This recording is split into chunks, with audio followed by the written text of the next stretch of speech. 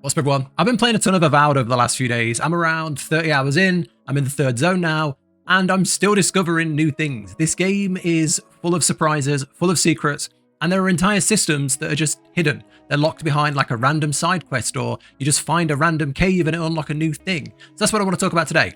I want to talk about things I wish I knew sooner, that hopefully will give you a much better start and you won't make the same mistakes I did of finding something late and then having to go back and do it all. And I will just say a quick thanks to Xbox who gave me a code to this, as this game was not on my radar at all. I wasn't planning on playing this, and I've been pleasantly surprised. I'm having a great time so far, so thank you to Xbox. Let's get straight into the video. Okay, so the first tip is going to be about inventory management and carry weight. So in these sort of games, usually I pick up everything, get over encumbered, and then have to waddle back to the nearest town or drop everything. And that's not really something you have to worry about in Avowed. So if you go into your inventory, there are all these different sections to your inventory. You got, you got these, you got your armor, your weapons, your clothing, your accessories, and your food and your potions, all that sort of stuff. And one thing to look at is your weapons have a weight, your armor has a higher weight, your clothing has no weight, and kind of everything from here onwards is weightless. So any sort of clothing you pick up, any accessories you see here, they're all zeros. Any food, any consumables, all zeros. All this stuff is just no weight. Same with, all your crafting materials. So a big tip here is to pick up every single thing that falls into any of these categories. I would pick up every single piece of food, every single potion, consumable, everything that could be sold to vendors, even clothing, things like that, jewelry. Pick up everything you can find. And the only things you need to worry about is weapons and armor. So that's the first big thing. And then what you're going to notice is you never really hit your carry capacity because, they don't touch your inventory. Now, when you do find yourself over encumbered, when you do hit the max thing and you're like, oh, okay, I need to drop some items, you don't have to walk all the way back to town. So when you go to your, you find one of these crystals and you press interact, you can set up a camp, and in your camp, you have a stash. So you don't have to go back to your camp every time you want to use that stash. What you do is you go into your inventory, you go to, say, these items here. And what you would do is you would press R and it just sends it straight to your camp. So I press R here and this just goes straight to your stash. You don't need to be near the crystal. You can just be anywhere and that will go straight to your stash. Even better, you can hold it and there'll be, whatever this button down here is on console, you can hold this and it will destroy it. And then you will get, we just got pelts. So whatever you're destroying, you'll get certain items that can be used for upgrading your other items. So pretty much as soon as your inventory starts feeling a bit full, I just start doing this. Just start destroying anything that's common, and then anything that you want to keep that's like a unique or, a high quality. So I kind of want to keep this item here. I'll send that to the stash. This one here, I'll send to the stash. Whereas this one, I'll probably destroy. So that's one tip to get on top of your inventory. Look, just by doing that, we're back down to 80. We don't need to worry about it at all.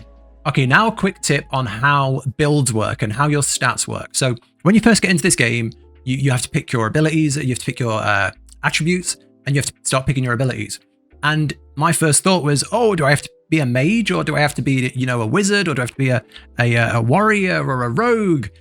No, not really. This is one of the only RPGs where you can just kind of do anything you want, and you can still funnel your abilities into something that's progressing your character. In that you can be a full warrior and be putting your points into the magic stuff. So I'm going to explain. So when you look at your stats here, it's not like when you play some games where all of your magic abilities scale off of intelligence, all of your rogue abilities scale off of dexterity, all of your warrior abilities scale off of strength. It doesn't really work like that. So as long as you're kind of putting points into certain things, you're going to be building out every single type of, archetype play in the game.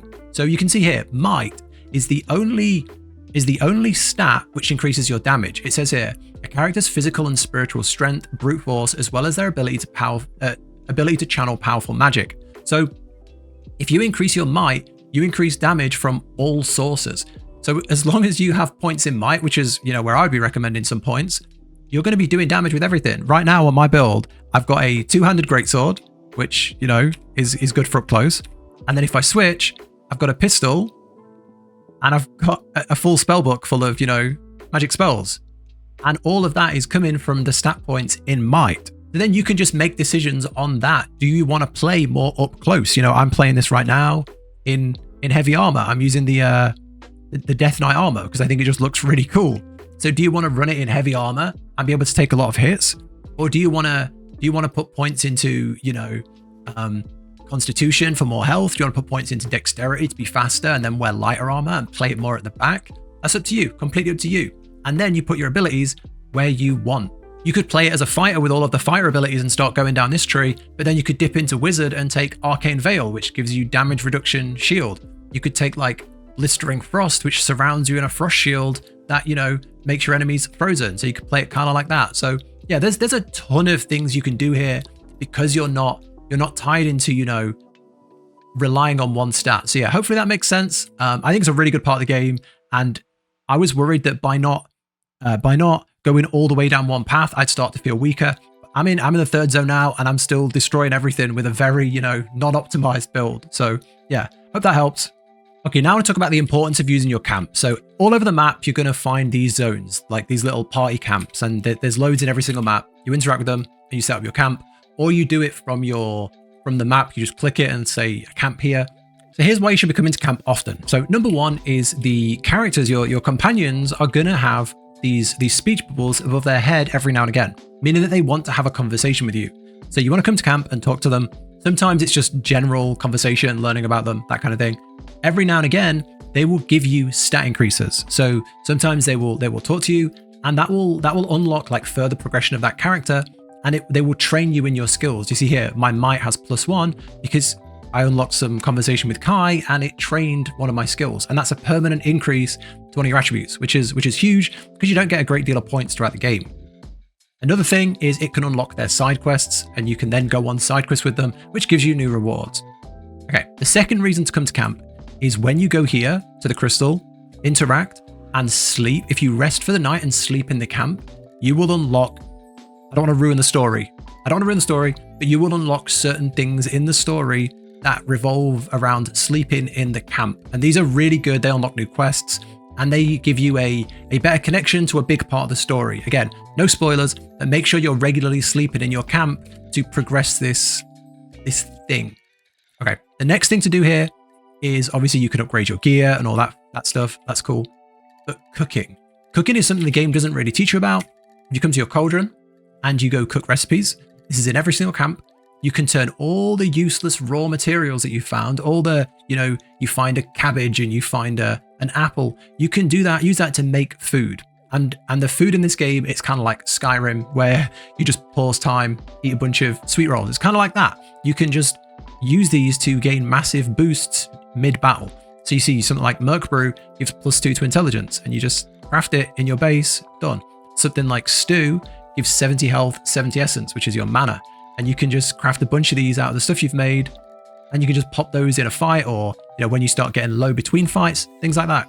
You can make really good health regeneration, like 150 health regeneration. You've got things like Arak, which is really good for essence regeneration. Then you've got Stews, which do like a bit of both. I think the Stews do a bit of both, like 70. So there's loads of good stuff you can do here. You've even got Grog, which does remove status effects. So there's a lot of really good things you can cook, and you definitely should be turning your gathered materials into cooked items, because it's just a massive boost in the hard fights. So I would say as you're going around, just loot all the monsters. There's no carry weight. Pick up every single item in every single house you can find, every cabbage, every carrot you see lying around. Just grab it, because you can craft with it later on. That's pretty much like the main reasons for using your camp and for coming to your camp often. The only other thing I would say is this thing here. These things here are totems. I'm going to talk about that in its own section. This is again done in your camp. So no matter what zone you're in, you'll find this little formation of rocks here. These little rocks, and each zone you go to, you can build a totem. So you can see these different pedestals, and this is from the first zone. This is the totem from the first zone, and look at the buffs you get from this totem. Reduce companion ability cooldown. Activating it increases your damage. +2 in and resolve permanently. Loads of really big buffs here that give you a massive boost throughout the game. And you can see here, this totem is active. So I would say always try and build these totems, as they are just a massive boost that is just a permanent, companion and character buff that doesn't really have any downside. There's no downside to going and collecting these pieces. So to do this, you have to find the 6 pieces of the totem and put them together on these pedestals to activate them. Now, one tip I'll give you is if you go into your settings and you go to your UI settings down to the bottom, you have this thing here. I'm covering it. Let me take my face away. And it says here, Compass, God Shrine Totem Pieces. You want to turn this on, and then you will actually see these pieces that you're looking for on your totem. So that's one thing you can do. The next is if you go to certain towns.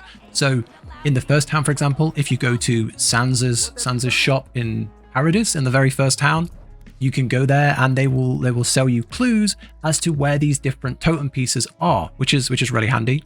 Alternatively, you can just Google where they all are if you want to do it that way. But yeah, you can in-game, you can find clues and then you can go and hunt for them. And generally they'll be at like weird places, like behind a puzzle, or at the back of a big cave, or in a secret room, things like that. Yeah, these totems are pretty fun to collect, and the buff you get for them is great. So I'd definitely be looking for these. Okay, now let's talk about item types and quality. So if you go to the workbench, which you can find in any of your camps, just set up camp and you go to your workbench, this is how your items look. So you can see here on this bow, you have common, fine, exceptional, superb. To get to fine, you have to either pick it up and find a fine item, or you have to go through the 3 ranks of common. So you have to go 3 out of 3 and then upgrade it to a fine. So you can take any item all the way up to superb, which is like your highest quality. So if we wanted to move this up, we could, if we had enough ingredients, we could move that up to an exceptional bow if we wanted to, get a big damage increase. Now, one thing you might be making a mistake on is if you then find a yellow item, which is a unique. So we'll use this pistol here as an example. Unique items have special effects on them. So this pistol is an electric pistol, so it does electric damage. Unlike every other weapon, it has special effects. You might see the unique and think, oh, the unique is stronger than any other item. Well, the uniques also have quality, which is something you might not have seen. So if we were to look at this pistol again, this is only a common pistol, which means even though it's a unique, it could be worse than a fine item. So we need to make sure you're still upgrading your favorite unique items. So you see this here, this pistol, which I've had from the start of the game, could be upgraded all the way to exceptional if you want it to, which would give it, nearly 3 times as much damage and, more stun and all things like that. That's something you definitely should be looking at. It's very easy to make the pitfall of not upgrading your armor, not upgrading your weapons because they're unique, thinking there's something special. And then again, the materials that come with those. With the materials that come with those, they again fall into different rarities. So you can see here, look, on the blue, if we go down, this uses a blue material. If we're upgrading a common, it's using an iron chunk. If we're upgrading like a blue, it's using a steel chunk. And then if you were to upgrade a purple, it's needing a white steel chunk. Now, as you go through the different zones, these materials are going to go up. You're going to start finding the rarer and rarer materials, and you can go into your crafting window and you can see them all. Now, one thing you can do is you can break an item down, which is pretty cool. You can break an item down into other items, or you can upgrade a material. So where we looked at that steel, you see here we've got 80 iron chunks, which is because we just looted loads of stuff in the first zone.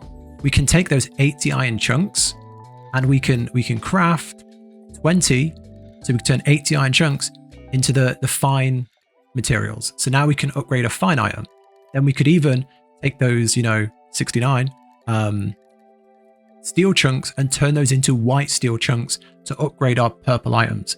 So you can very easily like leapfrog your gear all the way up to the highest quality just by funneling it all like this. So yeah, don't be sitting on like hundreds of low quality items and have a fine weapon when you could just be running around with an exceptional or a superb item. Yeah, that's pretty much the main things I wanted to talk about. They're like the big things that I definitely didn't understand or hadn't found early on, and that I was probably struggling with the most and took me a little bit of play to get used to. So hopefully you find something here that helped. If you do consider subscribing to the channel for more RPG tips and guides, and let me know down below if you have any other tips or if you found any of this useful. But that's it from me. I'm going to crack on and try and do more of this because this game's kind of got me right now. I'm really enjoying it. So I'm going to end it here. Thank you so much for watching. Take care, and I'll catch you on the next one.